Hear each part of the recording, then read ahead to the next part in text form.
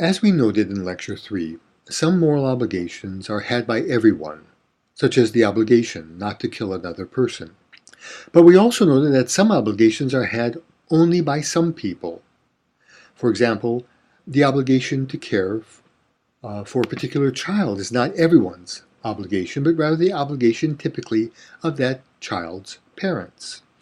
Accordingly, we can say that one of the features of being a good parent, a virtuous parent, is taking appropriate care of one's child. We can generalize. Different roles can carry special obligations. The police officer has the obligation to ensure that the laws are obeyed. The lawyer is obligated to zealously defend her client using every legal means available regardless of her opinion of her client's guilt. A physician is obligated to care for her patient in accord with the best available medical knowledge. A clinical researcher is obligated not to fabricate his data or misrepresent his findings.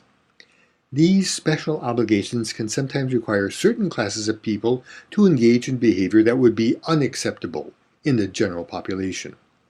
For example, a good lawyer is obligated to discredit witnesses who are damaging the lawyer's case. This can involve raising doubts about the witness, placing in the worst light the witness's physical condition, mental condition, motivation, and reputation, regardless of the lawyer's beliefs about whether there's a sympathetic person into a suspicious person with an agenda. A clinical researcher is often required to expose human participants in a research study to considerable risks without the reasonable expectation of health benefits or without significant compensation for their participation. And even if the participants consented, other conditions have to be satisfied for this to be ethically acceptable, including that the clinical researcher himself or herself is properly a member of the profession with the appropriate institutional credentials and support. A physician might be required to cut into a person's body. Here too, even if the patient consented, that wouldn't be enough. That would typically be ethically unacceptable if someone who was not a professional was attempting the operation.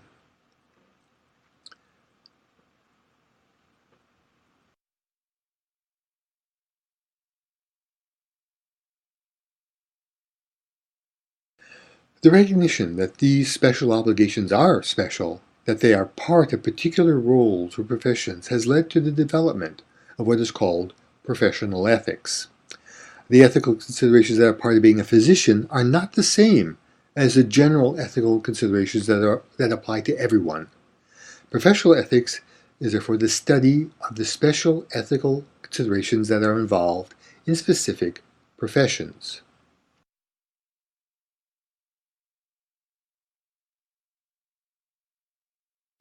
Consider confidentiality and the health professions. Suppose A tells B that A has a family history of cancer and that she has recently detected a mass in one of her breasts. If B tells others about A's condition, has B acted unethically? If a promise was not made or understood that B would keep this information secret, there does not seem to be a clear ethical objection to B telling others about A's condition. But the situation is quite different if B is a health professional. Suppose B were a physician. She would automatically be under a duty of confidentiality not to tell anyone what A has told her except for other health professionals who are part of her healthcare team. According to some virtue ethicists, this duty of confidentiality is not some condition or constraint that has been added to the practice of medicine. Rather, complying with the duty of confidentiality and acknowledging its importance is part of what it is to be a good physician. Some might object, claiming that complying with these sort of ethical considerations might be justified, but they are not part of being a good physician. All that's required for being a good physician is mastery of the various skills of diagnosis and treatment. Whether this is in fact an objection to the earlier suggestion regarding being a good physician depends upon the specification of these skills of diagnosis and treatment.